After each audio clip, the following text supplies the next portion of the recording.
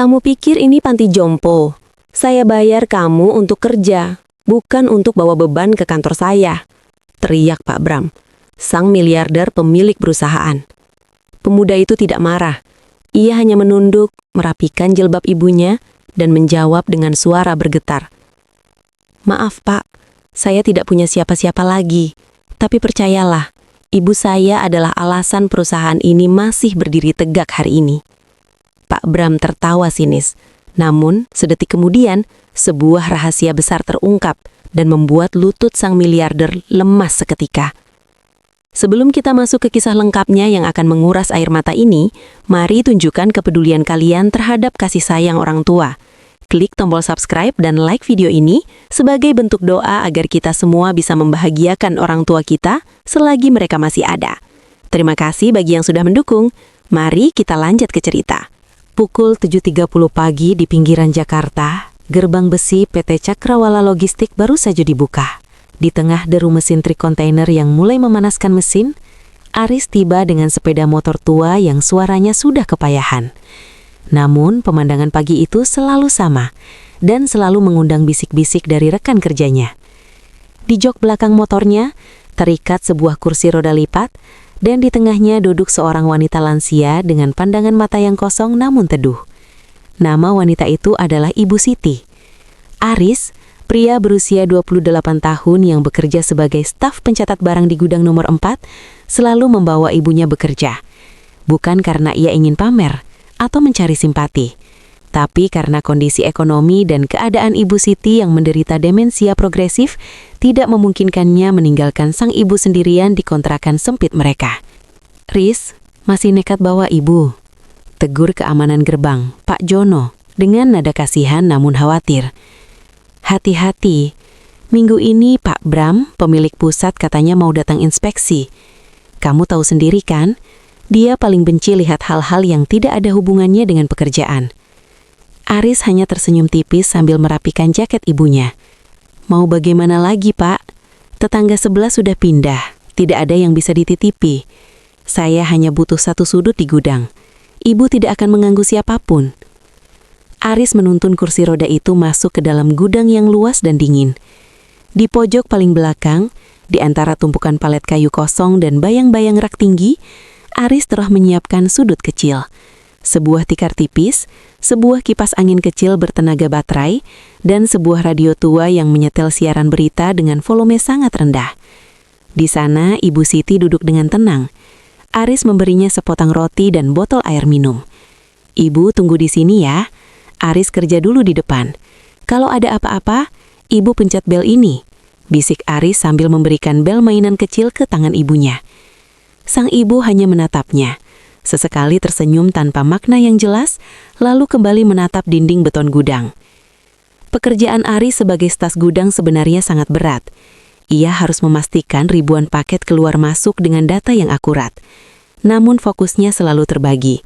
Setiap 1 jam sekali, ia akan mencuri waktu selama 2 menit untuk berlari ke pojok gudang, memastikan ibunya tidak terjatuh atau membutuhkan sesuatu. Teman-teman Aris di gudang sebenarnya tidak bergeratan, karena Aris adalah pekerja yang sangat cepat. Namun manajemen adalah masalah lain. Pak Hardi, kepala gudang, sudah berkali-kali memperingatiku secara lisan. Riz, kamu itu aset, tapi keberadaan ibumu itu liabilitas bagi perusahaan kalau sampai ketahuan manajemen pusat. Ini bukan soal kemanusiaan, ini soal asuransi dan prosedur keselamatan kerja, kata Pak Hardi siang itu saat mereka sedang istirahat. Saya mengerti, Pak. Saya hanya minta waktu sampai bulan depan. Saya sedang mengumpulkan uang untuk membayar perawat harian di rumah. Namun keberuntungan tidak berpihak pada Aris hari itu. Di luar gudang, 3 buah mobil hitam mewah berhenti tepat di depan pintu masuk utama. Pak Bram, sang miliarder yang dikenal dingin dan perfeksionis, turun dengan kacamata hitamnya. Ia tidak didampingi banyak orang, hanya asisten pribadinya dan manajer operasional. Inspeksi yang seharusnya dilakukan minggu depan dipercepat secara mendadak. Pak Bram berjalan dengan langkah tegap, memeriksa kebersihan lantai, kerapihan tumpukan barang, hingga suhu udara di dalam ruangan. Ia adalah tipe pemimpin yang percaya bahwa ketidakraturan kecil adalah awal dari keruntuhan besar. Gudang ini cukup rapi. ujar Pak Bram datar. Suaranya bergema di langit-langit gudang yang tinggi. Tapi kenapa saya mencium bau minyak kayu putih dan suara radio di area penyimpanan? Pak Hardi di sampingnya mulai berkeringat dingin. Aris yang sedang mencatat di rak nomor 12 merasa jantungnya berhenti berdetak. Ia melihat Pak Bram berjalan lurus menuju pojok gudang nomor 4, tempat yang seharusnya hanya berisi kayu palet, tapi kini menjadi kamar darurat bagi seorang ibu yang sakit. Langkah kaki Pak Bram berhenti tepat di depan sekat kayu. Ia menggeser sebuah kotak besar yang menutupi pandangan, dan di sanalah ia menemukannya. Seorang wanita tua di atas kursi roda sedang memegang sebuah liontin perak kusam menatap kosong ke arah sang miliarder yang berdiri dengan angkuhnya di depannya. Hening seketika. Seluruh staf gudang menahan nafas. Ia tahu dalam hitungan detik, kemarahan besar akan meledak. Siapa yang bertanggung jawab atas pemandangan ini? Tanya Pak Bram pelan, namun nadanya sangat mengintimidasi. Aris keluar dari balik rak, kakinya terasa lemas, namun ia menegakkan punggungnya. Saya, Pak. Nama saya Aris. Itu ibu saya. Pak Bram menoleh ke arah Aris, lalu kembali menatap wanita tua itu. Sesuatu yang aneh terjadi. Mata Pak Bram yang tajam tiba-tiba menyipit saat melihat liontin perak kusam yang dimainkan oleh tangan gemetar Ibu Siti. Sebuah liontin utuh dengan ukiran bunga melati yang sudah memudar. Ketegangan di gudang nomor 4 mencapai puncaknya. Pak Hardi, kepala gudang, sudah bersiap-siap untuk skenario terburuk. Pemecatan massal atau setidaknya teguran keras yang akan merusak karirnya. Para pekerja lain berpura-pura sibuk dengan pemindai kode batang mereka. Namun telinga mereka tajam menangkap setiap desan napas di pojok ruangan itu. Pak Bram tidak langsung berteriak. Ia justru melangkah maju, mendekati Ibu Siti. Jarak mereka kini hanya terpaut 2 meter. Cahaya lampu neon yang berkedip di langit-langit gudang memberikan kesan dramatis pada wajah sang miliarder yang biasanya tanpa ekspresi. Aris, suara Pak Bram terdengar berat. Kamu tahu peraturan perusahaan tentang membawa orang luar ke area operasional? Ini bukan hanya soal kedisiplinan, tapi soal nyawa. Jika ada kecelakaan kerja di sini, siapa yang akan bertanggung jawab? Aris melangkah maju, berdiri di samping kursi roda ibunya. Ia tidak menunjukkan sikap menantang, melainkan ketegasan seorang anak yang sedang melindungi orang tuanya. Saya paham, Pak. Saya siap menerima konsekuensinya. Saya siap dipecat hari ini juga jika Bapak merasa keberadaan ibu saya merugikan perusahaan. Tapi saya tidak bisa meninggalkan beliau sendirian di rumah. Beliau sering lupa mematikan kompor, bahkan lupa di mana dia berada. Pak Bram tidak menyahut. Matanya masih terpaku pada tangan Ibu Siti yang kini sedang berusaha membuka liontin perak tersebut dengan kuku-kukunya yang mulai rapuh. Ibu Siti tampak tidak sadar dengan kegaduhan di sekitarnya.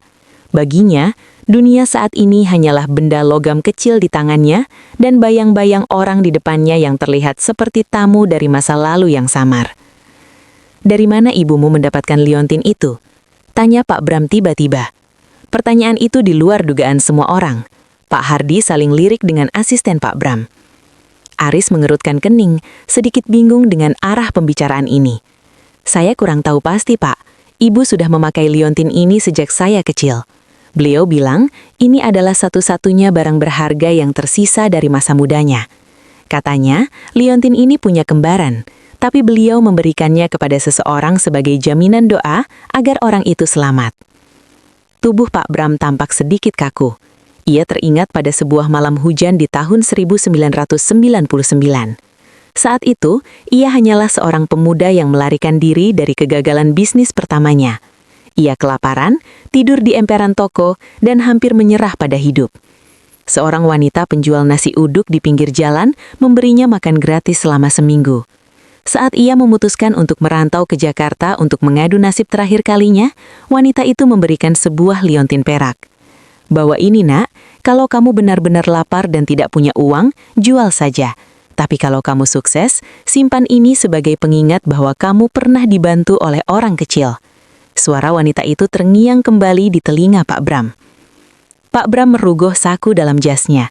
Ia mengeluarkan dompet kulit premium, dan dari selipan rahasia di dalamnya, ia mengeluarkan sesuatu yang membuat asistennya terbelalak. Sebuah liontin perak yang identik. Ukiran bunga melatinya sama, tingkat keausannya sama. "Siapa nama lengkap ibumu?" tanya Pak Bram lagi. Kali ini suaranya sedikit bergetar, meski ia berusaha keras menyembunyikannya. "Siti Aminah, Pak," jawab Aris singkat. Mendengar nama itu, Pak Bram merasa seolah dunia di sekitarnya melambat. Ia menatap wajah Ibu Siti lebih dekat. Guratan keriput di wajah itu sudah banyak berubah. Rambutnya sudah memutih sempurna, dan tatapan matanya sudah tidak setajam dulu. Namun tahi lalat kecil di dekat telinga kanannya tidak berubah. "Pak Bram, apakah kita perlu memanggil keamanan untuk mengantar mereka keluar?" tanya sang manajer operasional yang merasa suasana menjadi terlalu canggung. Pak Bram mengangkat tangannya, memberi isyarat agar semua orang diam. Ia kemudian berjongkok di depan kursi roda Ibu Siti. Tindakan ini membuat semua orang di gudang itu syok. Seorang miliarder yang asetnya triliunan rupiah, kini berlutut di atas landai gudang yang berdebu di depan seorang wanita tua penderita demensia. "Bu, ini saya Bram," bisik Pak Bram pelan. Ibu Siti berhenti memainkan liontinnya. Ia menatap Pak Bram. Untuk beberapa detik, ada kilatan kesadaran di matanya yang keruh. Ia mengulurkan tangannya yang gemetar, menyentuh pipi Pak Bram yang halus karena perawatan mahal. "Anak, baik," gumam Ibu Siti dengan suara parau. "Sudah makan? Jangan lapar, kerja keras ya." Air mata yang sudah ditahan Pak Bram selama 20 tahun di dunia bisnis yang kejam, akhirnya jatuh juga. Ia mengingat bagaimana wanita ini dulu membagikan sisa dagangannya kepada tunawisma, padahal ia sendiri hidup pas-pasan. Aris hanya terpaku melihat pemandangan itu. Ia tidak pernah menyangka bahwa alasan ibunya selalu ingin pergi ke kantor setiap hari adalah karena ingatan bawah sadarnya tentang seorang anak muda yang pernah ia tolong, yang kini telah menjadi orang paling berpengaruh di gedung ini. Pak Bram berdiri, menghapus air matanya dengan cepat dan kembali ke mode profesionalnya, meskipun matanya masih kemerahan. Ia berbalik menghadap Pak Hardi dan manajer operasionalnya. "Hardi, mulai hari ini pindahkan Aris dari bagian gudang ke lantai manajemen pusat. Dia akan menjadi asisten administrasi khusus di bawah pengawasan saya langsung," perintah Pak Bram tegas. "Tapi Pak, kualifikasi Aris," potong Pak Bram. "Kualifikasinya adalah kejujuran dan baktinya. Dan satu lagi, ruangan di sebelah kantor saya yang kosong, segera renovasi. Jadikan ruang istirahat yang nyaman dengan fasilitas medis. Ibu Siti akan tetap berada di kantor ini setiap hari, tapi bukan di pojok gudang. Beliau adalah tamu hormat perusahaan ini." Aris tidak tahu harus berkata apa. Ia merasa seperti sedang bermimpi. Namun keajaiban ini baru saja bermulai. Ia belum tahu bahwa perpindahannya ke lantai manajemen akan memicu badai kecemburuan dan intrik antara karyawan lain yang merasa Aris hanya beruntung. Pak Bram mendekati Aris dan menepuk bahunya. "Kamu tidak membawa beban ke kantor ini, Aris. Kamu membawa keberuntungan yang pernah saya hilangkan puluhan tahun lalu." Saat mereka mulai bergerak meninggalkan gudang, Pak Bram sempat menoleh ke arah liontin di tangan Ibu Siti. Ia tahu tugasnya bukan hanya membalas budi, tapi juga melindungi sisa-sisa ingatan wanita itu dari orang-orang di perusahaan yang mungkin tidak suka melihat seorang staf gudang tiba-tiba naik kasta. Perubahan hidup Aris terjadi begitu cepat, seolah-olah dunia berputar 180 derajat hanya dalam hitungan jam. Keesokan harinya, ia tidak lagi memarkir motor tuanya di area parkir karyawan gudang yang berdebu. Atas instruksi langsung dari Pak Bram, Aris diminta menggunakan akses parkir khusus manajemen. Namun, Aris memilih tetap menggunakan pintu samping. Ia sadar, meski Pak Bram telah mengangkat derajatnya, ia tetaplah Aris yang sama. Lantai 25 gedung pusat PT Cakrawala Logistik sangat berbeda dengan suasana gudang nomor 4. Tidak ada bau solar atau deru mesin truk. Di sini, udara tercium harum parfum mahal dan aroma kopi premium. Lantai dilapisi karpet tebal yang meredam setiap langkah kaki. Namun, bagi Aris, keheningan di sini jauh lebih mengintimidasi daripada kebisingan gudang. "Ini ruangan barumu, dan itu adalah ruangan untuk ibumu," ujar Pak Bram sambil menunjukkan sebuah ruang kerja yang luas. Di sebelahnya, terdapat ruangan dengan dinding kaca satu arah yang telah disulap menjadi ruang istirahat mewah. Ada tempat tidur medis yang nyaman, sofa empuk dan televisi besar. Ibu Siti tampak tenang. Ia duduk di kursi empuknya sambil melihat pemandangan kota Jakarta dari ketinggian. Baginya, pemandangan itu mungkin hanya kumpulan warna-warni yang bergerak. Tapi ia tidak lagi merasa kedinginan atau kepanasan seperti di gudang. Namun kenyamanan itu datang dengan harga yang mahal. Aris segera merasakan atmosfer dingin dari karyawan lain. Di pantry kantor, bisik-bisik mulai menyebar seperti api di rumput kering. "Kamu lihat anak baru itu? Mantan tukang catat gudang, tiba-tiba jadi asisten khusus. Kabarnya dia bawa ibunya yang pikun itu ke kantor. Pak Bram pasti sudah hilang akal," ucap Sinta, salah satu sekretaris senior sambil menyesap kopinya. "Pasti ada udang di balik batu. Mana mungkin Pak Bram yang sedingin es itu tiba-tiba jadi dermawan kalau tidak ada hubungan gelap atau rahasia besar," timpal karyawan lain. Aris mendengar semua itu saat hendak mengambil air minum. Ia hanya menunduk dan terus berjalan. Ia sudah terbiasa dihina, tapi mendengar ibunya disebut pikun dengan nada merendahkan membuat dadanya sesak. Namun, ia teringat pesan ibunya saat ia masih kecil. Kalau orang bicara buruk tentang kita, itu berarti mereka sedang memberikan pahalanya untuk kita. Tantangan pertama Aris muncul di siang hari. Pak Bram memberinya setumpuk laporan logistik yang sangat kompleks. "Aris, saya tahu kamu belum pernah mengelola data pusat, tapi saya melihat catatanmu di gudang. Kamu sangat teliti. Saya ingin kamu merapikan laporan pengiriman jalur laut ini dalam 2 jam. Ada selisih dana yang tidak bisa ditemukan oleh manajer keuangan selama sebulan terakhir." Ini adalah ujian. Aris duduk di depan komputer canggih yang belum pernah ia operasikan sebelumnya. Namun, prinsip dasar logistik tetaplah sama. Barang masuk harus sama dengan barang keluar, ditambah sisa stok. Aris mulai menelusuri angka-angka itu satu persatu dengan ketelitian yang ia pelajari dari tahun-tahunnya di gudang yang keras. Di tengah konsentrasinya, pintu ruangannya terbuka kasar. Masuklah seorang pria bernama Pak Darwin, manajer keuangan yang merasa posisinya terancam oleh kehadiran Aris. "Dengar ya, anak muda, jangan pikir karena kamu membawa wanita tua itu dan berhasil mengambil hati Pak Bram, kamu bisa seenaknya mencampuri urusan keuangan saya. Serahkan laporan itu, biar orang profesional yang mengerjakannya." Aris menatap Pak Darwin dengan tenang. "Maaf Pak Darwin, saya hanya menjalankan perintah langsung dari Pak Bram. Jika Bapak berkeberatan, silahkan bicara langsung dengan beliau." Darwin mendengus sinis. "Kamu sombong sekali untuk ukuran orang yang kemarin masih bergelut dengan tikus gudang. Ingat, di lantai ini, kamu tidak punya teman." Setelah Darwin pergi, Aris kembali fokus. Di menit ke-90, matanya menangkap sesuatu yang janggal. Ada biaya pemeliharaan kontainer yang muncul 2 kali pada setiap pengiriman ke pelabuhan tertentu. Nilainya tidak besar jika dilihat per pengiriman. Namun jika dijumlahkan selama setahun, nilainya mencapai miliaran rupiah. Ini bukan sekedar kesalahan administrasi, ini adalah penggelapan yang sistematis. Aris segera mencetak temuannya lalu menuju ruangan Pak Bram. Namun di depan pintu, ia dihadang oleh Sinta. "Pak Bram sedang rapat penting, kamu tidak bisa masuk?" "Ini darurat, Mbak," kata Aris. "Semua orang di sini juga punya urusan darurat. Kembali ke mejamu," usir Sinta dengan angkuh. Aris kembali ke ruangannya dengan perasaan campur aduk. Ia menatap ibunya di ruangan sebelah. Ibu Siti sedang tersenyum menatap sebuah bunga di atas meja. Tiba-tiba, Aris menyadari sesuatu. Di balik bunga itu ada sebuah alat kecil yang berkedip, sebuah kamera tersembunyi. Aris terperanjat. Seseorang sedang mengawasi mereka. Seseorang di kantor ini merasa sangat terganggu dengan kehadiran mereka dan sedang mencari cara untuk menjatuhkannya. Ia menyadari bahwa keberadaannya di lantai 25 bukan hanya soal membalas budi masa lalu, tapi ia telah masuk ke dalam sarang serigala yang siap menerkamnya kapan saja. Pak Bram mungkin adalah pelindungnya, tapi Pak Bram tidak bisa mengawasi setiap sudut gelap perusahaan ini. Malam itu, saat kantor mulai sepi, Aris membawa ibunya pulang.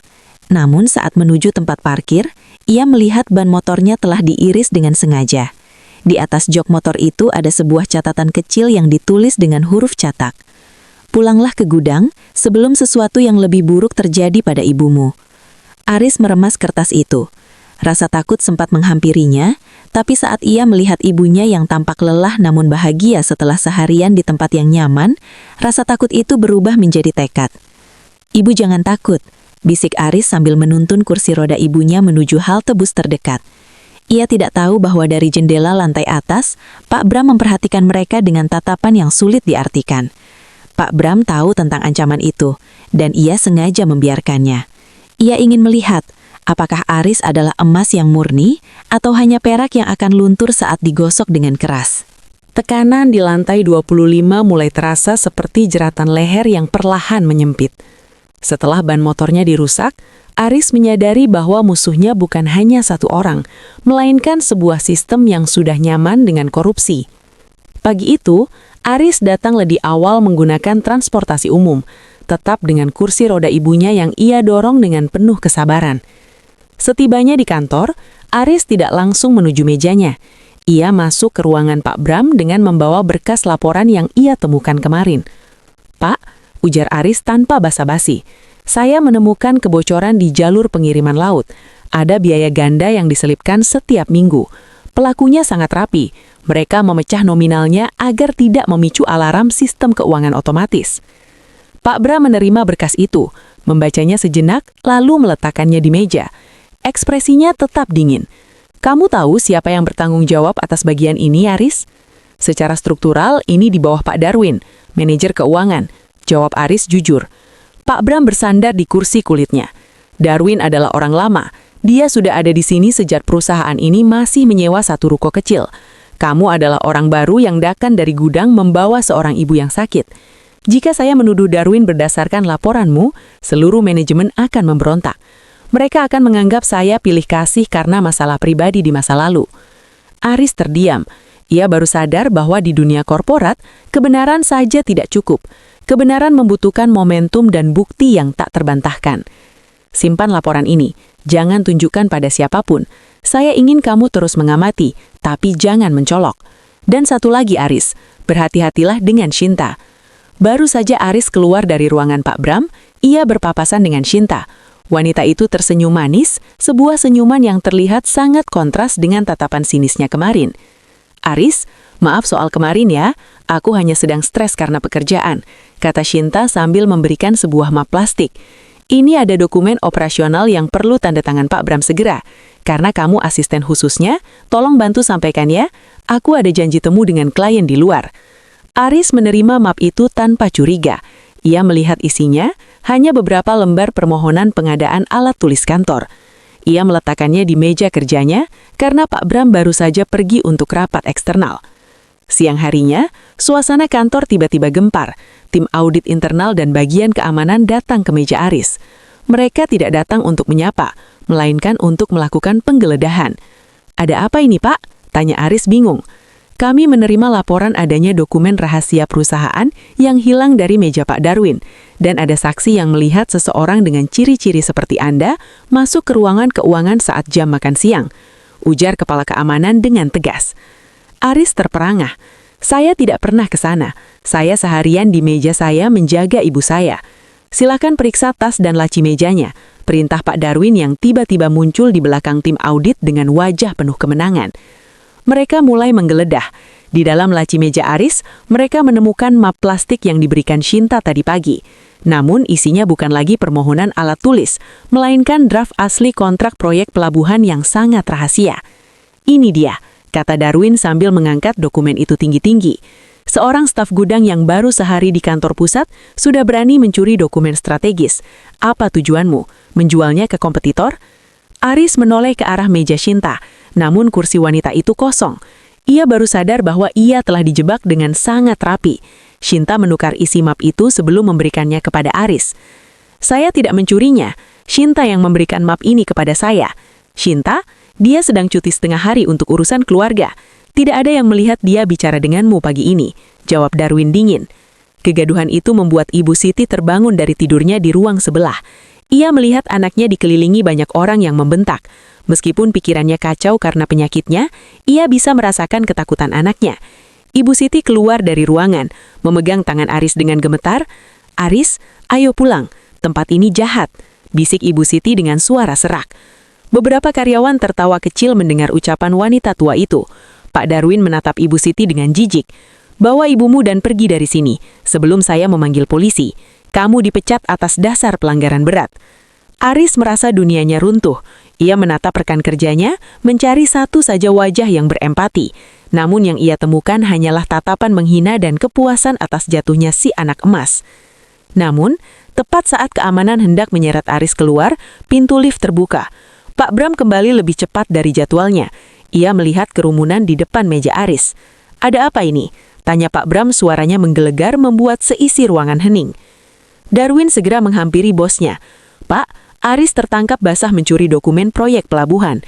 Kita tidak bisa membiarkan pengkhianat seperti ini ada di sini, apalagi dengan membawa beban orang tua yang hanya mengganggu konsentrasi." Pak Bram mengambil dokumen itu, lalu menatap Aris yang berdiri melindungi ibunya. "Aris, apa pembelaanmu?" Aris menarik nafas panjang. Ia teringat kamera tersembunyi yang ia temukan kemarin. "Pak, saya tidak akan membela diri dengan kata-kata, tapi saya minta Bapak memeriksa rekaman dari kamera kecil yang ada di balik pot bunga di meja saya. Saya tidak tahu siapa yang memasangnya, tapi kamera itu mengarah tepat ke meja saya sepanjang hari." Wajah Pak Darwin dan beberapa orang di sana tiba-tiba berubah pucat. Mereka yang memasang kamera itu untuk mencari kesalahan Aris tidak menyangka bahwa kamera itu justru akan menjadi bumerang bagi mereka. Pak Bram menatap Darwin dengan tajam. "Aris, kamera di meja asisten saya. Saya tidak pernah memerintahkan pemasangan kamera di sana. Darwin, apakah kamu tahu sesuatu tentang ini?"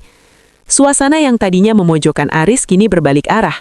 Sebuah jebakan yang dirancang untuk menghancurkan Aris kini perlahan mulai menjerat leher sang perancangnya sendiri. Hening yang mencekam menyelimuti lantai 25. Pak Darwin, yang tadinya berdiri tegak dengan dagu terangkat, kini mulai menyeka butiran keringat yang muncul di pelipisnya. Kamera tersembunyi yang awalnya dipasang oleh orang-orang suruhannya untuk mengintai gerak-gerik Aris, dengan harapan menangkap momen Aris melakukan kesalahan atau sekedar memperlihatkan ibunya yang sedang kambuh penyakitnya, kini menjadi benda paling menakutkan di ruangan itu. Pak Bram tidak menunggu jawaban. Ia memberi isyarat kepada kepala keamanan perusahaan. "Bawa perangkat memori dari kamera itu ke ruang rapat utama, sekarang. Dan Aris, bawa ibumu masuk ke dalam. Tidak perlu ada yang takut jika memang tidak bersalah." Di ruang rapat, sebuah layar besar menampilkan rekaman hitam putih yang mengarah tepat ke meja kerja Aris. Pak Bram, Pak Darwin, Aris dan tim audit duduk melingkar. Rekaman dipercepat hingga menunjukkan momen pukul 9:15 pagi. Di layar, terlihat Shinta mendekati meja Aris. Ia membawa map plastik biru, map yang sama yang ditemukan di laci Aris. Terlihat jelas dalam video, Shinta memberikan map itu sambil tersenyum ramah, lalu Aris menerimanya dan meletakkannya di meja sebelum ia pergi ke toilet untuk mencuci gelas ibunya. Saat Aris tidak ada di tempat, Shinta kembali dengan gerakan cepat, mengambil isi map tersebut dan menukarnya dengan dokumen lain yang ia ambil dari balik bajunya. "Cukup," ujar Pak Bram dengan nada dingin yang menusuk tulang. Pak Darwin mencoba membuka suara. Suaranya parau. "Pak, mungkin Shinta hanya salah membawa dokumen. Ini bisa saja kecelakaan administrasi." Kecelakaan administrasi tidak melibatkan penukaran dokumen secara sembunyi-sembunyi saat pemilik meja sedang pergi, Darwin. Potong Pak Bram. Ia menoleh ke arah kepala keamanan. "Panggil Shinta ke sini. Jika dia sudah pulang, jemput dia di rumahnya. Sekarang." Namun, masalah tidak berhenti di sana. Aris yang sejak tadi diam, memberanikan diri untuk berdiri. "Pak Bram, jika kita sedang melihat rekaman ini, ada baiknya kita melihat apa yang terjadi 30 menit sebelumnya saat saya belum datang ke meja ini." Operator memutar balik rekaman tersebut. Di sana terlihat Pak Darwin sendiri sedang berbisik serius dengan Shinta di dekat meja Aris, sambil menunjuk-nunjuk ke arah kamera tersembunyi tersebut. Jelas sekali bahwa ini adalah konspirasi yang terencana. Pak Bram menghela nafas panjang, sebuah helaan nafas yang terdengar seperti badai yang akan datang. Ia menatap Darwin dengan tatapan yang sangat kecewa. "Darwin, kamu adalah orang yang saya percayai sejak kita masih berbagi sebungkus mie instan di gudang lama. Kenapa kamu begitu takut pada seorang pemuda yang hanya ingin merawat ibunya?" Darwin menunduk, wajahnya merah padam antara malu dan marah. "Dia ancaman, Pak. Sejak dia datang, Anda mulai mengutak-ngatik laporan keuangan yang sudah bertahun-tahun stabil. Dia membawa sial. dan membawa orang tua sakit ke sini, itu merendahkan martabat perusahaan kita.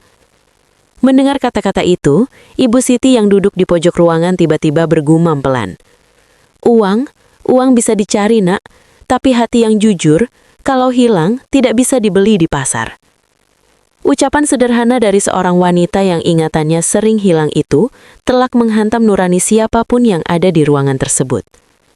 Pak Bram berdiri, menghampiri Ibu Siti, lalu menggenggam tangan wanita tua itu. "Ibu benar," kata Pak Bram pelan. Kemudian ia berbalik ke arah tim audit. Audit total seluruh laporan keuangan di bawah Darwin dalam 3 tahun terakhir. Gunakan temuan Aris tentang pengiriman jalur laut sebagai titik awal. Dan Darwin, kamu tidak perlu menunggu polisi menjemputmu di sini. Silakan kemasi barang-barangmu, tapi dilarang membawa dokumen apapun. Kamu diskorsai tanpa gaji hingga proses hukum selesai. Darwin keluar ruangan dengan langkah gontai, diikuti tatapan sinis dari karyawan lain yang sebelumnya mendukungnya. Shinta pun tidak lama kemudian ditemukan sedang mencoba menghapus data di komputernya, yang langsung dihentikan oleh tim IT. Setelah kegaduhan mereda, Pak Bram mengajak Aris bicara 4 mata di ruangannya. "Aris, maafkan saya karena membiarkanmu masuk ke dalam situasi berbahaya ini. Saya ingin mengujimu, tapi saya tidak menyangka mereka akan bertindak sejauh itu." "Saya mengerti, Pak. Di gudang, musuh kami adalah debu dan kelelahan. Di sini, musuh kami adalah orang yang berpakaian rapi," jawab Aris dengan jujur. "Kamu telah menyelamatkan perusahaan ini dari kerugian yang jauh lebih besar," kata Pak Bram sambil menyerahkan sebuah kunci. "Itu adalah kunci unit apartemen di seberang kantor ini, milik perusahaan. Mulai malam ini, kamu dan ibumu tinggal di sana. Tidak perlu lagi naik bus atau motor tua. Saya ingin Ibu Siti istirahat dengan layak." Aris sempat ingin menolak karena merasa itu terlalu berlebihan, namun Pak Bram menahannya. "Anggap saja ini cicilan pembayaran hutang nyawa saya pada ibumu. Dan satu lagi Aris, Darwin benar tentang satu hal, kamu adalah ancaman. Tapi kamu adalah ancaman bagi mereka yang tidak jujur.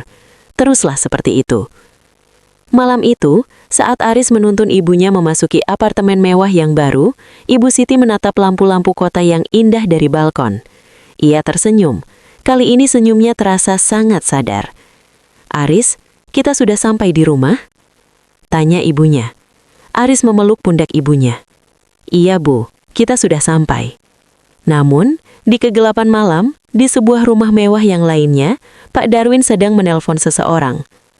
"Rencana kita gagal karena anak itu, tapi tenang saja, dia belum tahu rahasia yang sebenarnya di balik liontin itu. Kita masih punya kartu as." Kehidupan di apartemen baru memberikan ketenangan yang selama ini hanya menjadi mimpi bagi Aris. Tidak ada lagi suara bising knalpot tetangga atau bocornya atap kontrakan saat hujan deras. Namun, ketenangan fisik itu tidak serta-merta menghapus kegelisahan di hati Aris.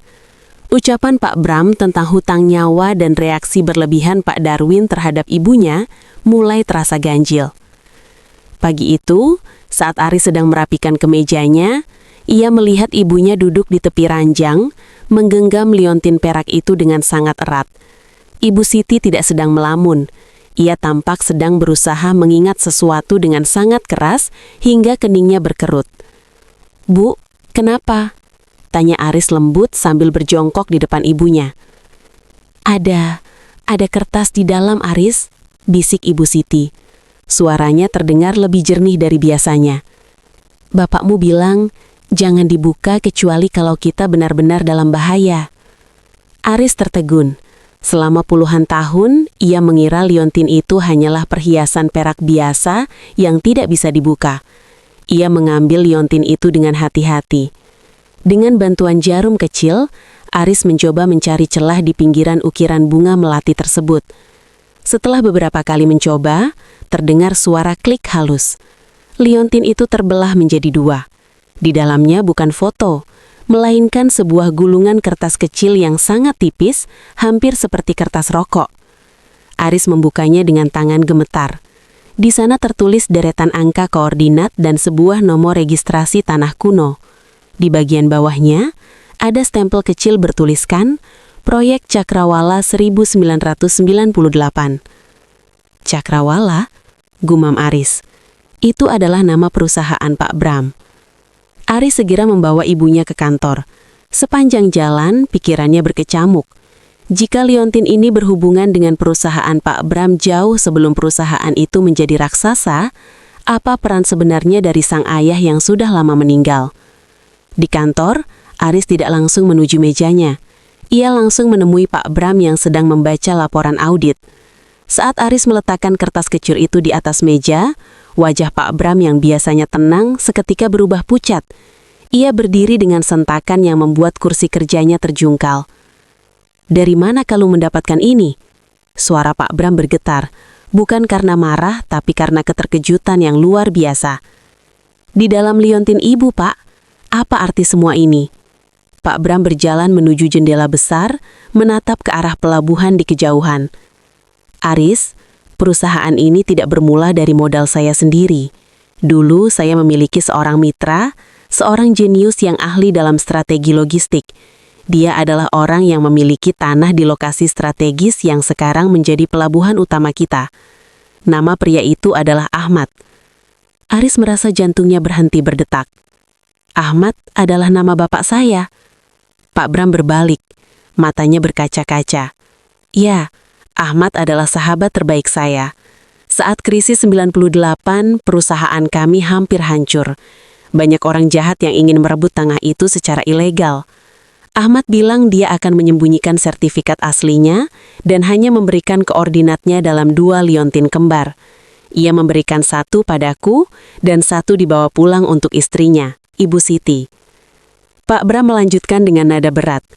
Malam itu terjadi kecelakaan tragis. Ahmad meninggal dalam kebakaran gudang yang disengaja oleh lawan bisnis kami. Saya pikir sertifikat itu ikut terbakar. Saya membangun perusahaan ini dari nol lagi, di atas tanah yang secara hukum masih atas nama Ahmad, karena saya tidak pernah bisa menemukan ahli waris yang sah setelah Ibu Siti dikabarkan menghilang karena trauma. Tiba-tiba, pintu ruangan terbuka. Bukan Sinta atau Darwin, melainkan seorang pria tua berpakaian safari rapi yang selama ini menjabat sebagai komisaris utama, Pak Hendra. Jadi, rahasianya sudah terungkap? Tanya Pak Hendra dengan senyum sinis. Pak Bram menatap Hendra dengan tajam. Hendra, jangan bilang kamu sudah tahu soal ini sejak lama. Tentu saja, jawab Hendra santai sambil duduk di sofa. Aku adalah orang yang mencoba membeli tanah itu dari Ahmad dulu. Dan sekarang, setelah anak ini muncul membawa bukti itu, posisi perusahaan berada dalam bahaya. Secara hukum, Aris dan ibunya adalah pemilik sah atas lahan pelabuhan utama kita. Jika ini sampai ke pengadilan, cakrawala logistik akan runtuh dalam semalam. Hendra menatap Aris dengan tatapan mengancam. Aris, kamu adalah anak yang baik. Serahkan kertas itu padaku, dan aku akan memastikan kamu dan ibumu hidup mewah di luar negeri seumur hidup. Tapi jika kamu tetap memegang kertas itu, kamu bukan hanya berhadapan dengan Darwin, tapi dengan seluruh pemegang saham yang tidak akan segan-segan melenyapkanmu. Suasana menjadi sangat tegang. Aris berdiri di antara 2 kekuatan besar. Di satu sisi ada Pak Bram, pria yang tampak tulus namun telah membangun kekaisaran di atas warisan ayahnya. Di sisi lain ada Pak Hendra, pria yang siap melakukan apa saja demi keselamatan bisnisnya. Ibu Siti yang sejak tadi duduk di kursi roda dekat pintu, tiba-tiba bicara. Bram, Ahmad tidak pernah ingin tanah itu jadi rebutan. Ia ingin tanah itu jadi tempat orang bekerja, tempat orang mencari makan. Aris menatap kertas di tangannya, lalu menatap Pak Bram. Pak, saya tidak butuh perusahaan ini. Saya hanya butuh keadilan untuk nama bapak saya. Keadilan itu mahal anak muda, dan terkadang harganya adalah nyawa. Tepat saat itu, alarm kebakaran di gedung tersebut berbunyi sangat kencang. Asap mulai masuk dari celah pintu. Seseorang telah menyabotase sistem keamanan gedung sekali lagi, dan kali ini tujuannya bukan untuk memfitnah, melainkan untuk membumi hanguskan bukti dan orang-orang yang memegangnya. Alarm kebakaran meraung-raung, membelah keheningan lantai 25 yang baru saja tegang karena pengakuan Pak Hendra. Lampu-lampu darurat berwarna merah mulai berkedip, memberikan kesan mencekam pada ruangan mewah yang kini mulai dipenuhi asap tipis. Pak Hendra berdiri, merapikan jas safarinya dengan tenang, seolah-olah kekacauan ini adalah bagian dari rencana yang sudah ia susun dengan matang. Pilihan ada di tanganmu, Bram. Berikan kertas itu padaku, atau kalian semua akan menjadi sejarah di gedung ini.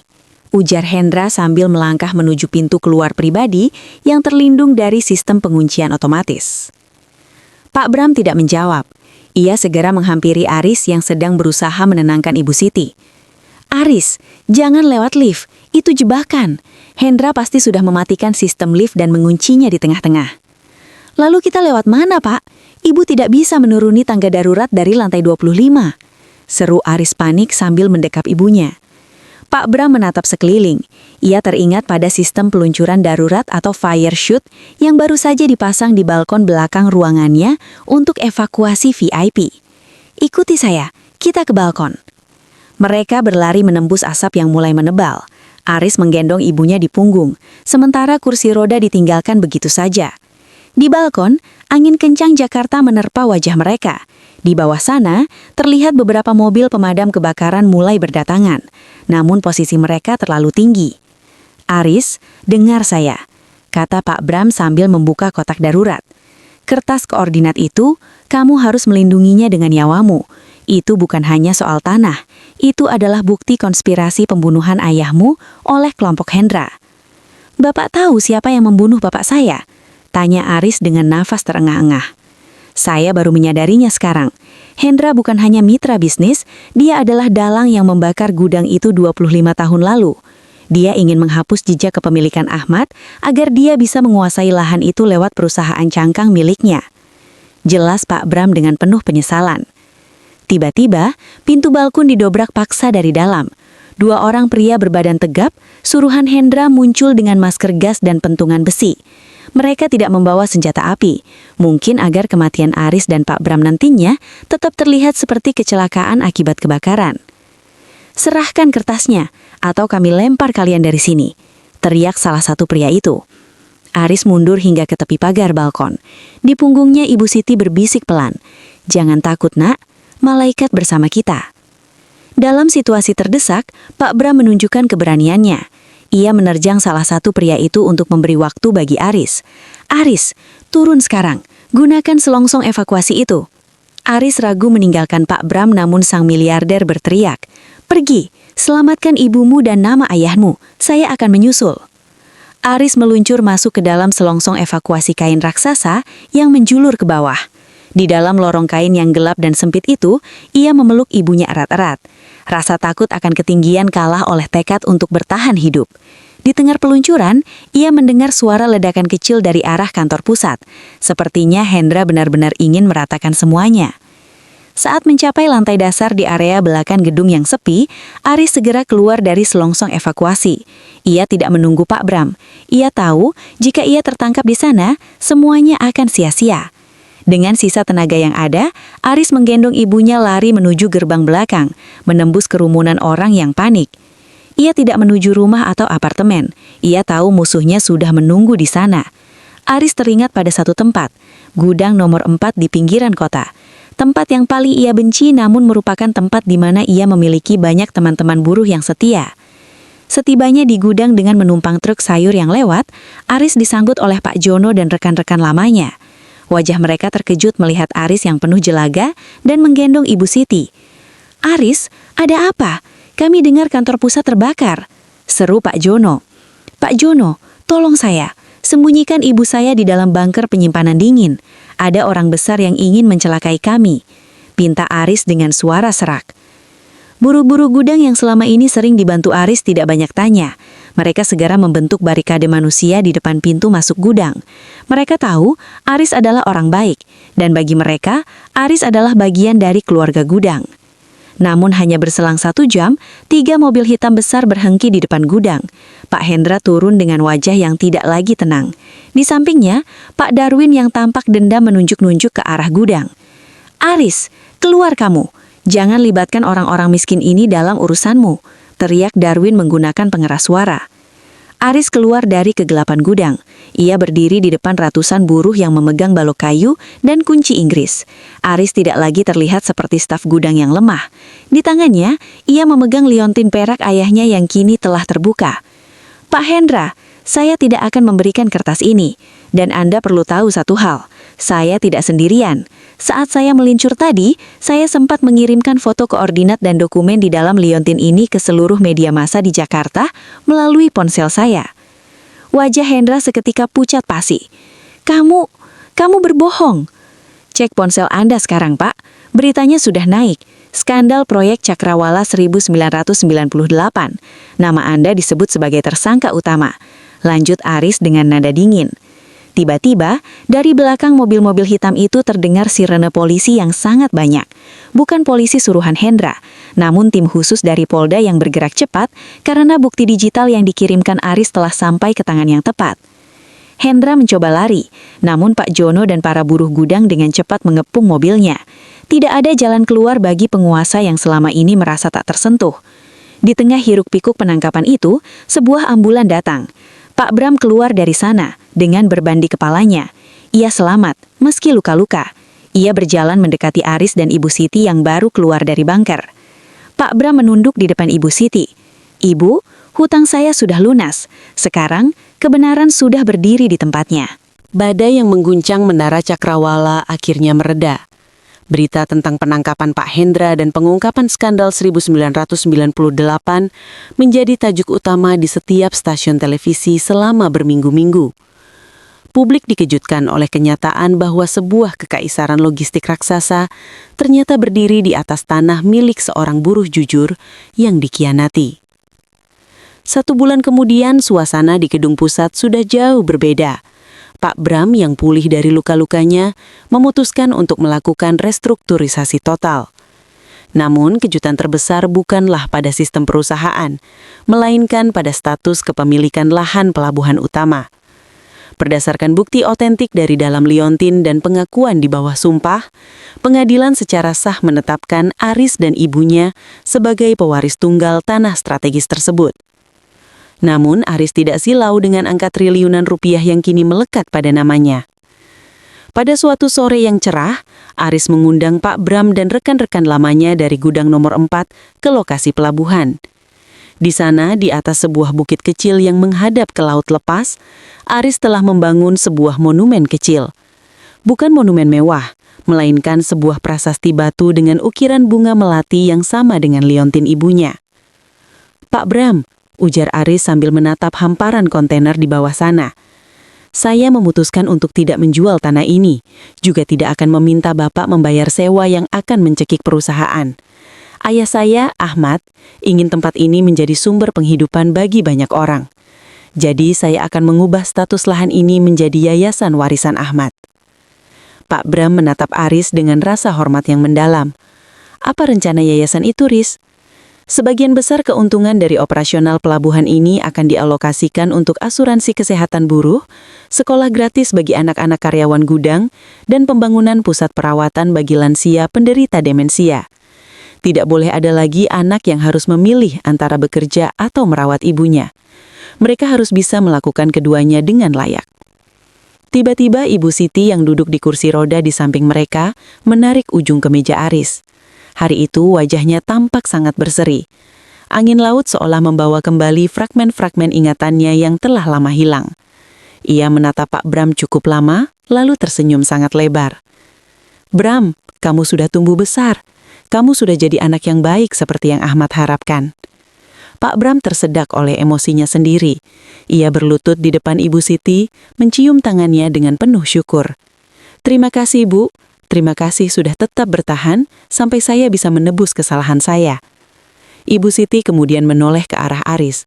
Ia membelai pipi anaknya dengan tangan yang sudah tidak lagi gemetar hebat. Aris, liontinnya sudah boleh disimpan. Ayahmu sudah tenang. Itulah momen terakhir Ibu Siti memiliki kesadaran penuh. Setelah hari itu, ia kembali ke dunianya yang sunyi karena penyakitnya. Namun ia menjalaninya dengan kedamaian yang luar biasa. Ia tinggal di pusat perawatan paling mewah dan nyaman yang pernah dibangun, dikelilingi oleh taman melati yang harum. Pak Darwing dan Sinta tidak pernah kembali. Mereka harus mempertanggungjawabkan perbuatannya di balik jerit besi, menghilangkan semua kemewahan yang mereka kumpulkan dari hasil penggelapan. Pak Hendra, sang komisaris, menghadapi masa tua di penjara dengan seluruh asetnya disita oleh negara. Aris kini menjabat sebagai Direktur Keberlanjutan di PT Cakrawala Logistik. Ia tetap orang yang sama, pria yang sopan, yang lebih suka makan siang bersama para buruh di kantin daripada di restoran mahal. Ia membuktikan kepada dunia korporat yang kejam bahwa kesuksesan yang dibangun di atas air mata orang tua tidak akan pernah abadi. Namun kesuksesan yang dibangun atas dasar bakti akan membawa berkah bagi ribuan orang. Setiap pagi sebelum masuk ke ruang rapat, Aris selalu menyempatkan diri mampir ke ruangan khusus di lantai bawah, tempat ibunya berada. Ia akan menyuapi ibunya, mencium keningnya dan membisikkan kata-kata yang sama setiap harinya. "Ibu, terima kasih sudah membawa Aris sampai ke sini." Kisah ini pun berakhir bukan dengan pamer kekayaan, melainkan dengan sebuah pelajaran berharga bagi siapapun yang menonton.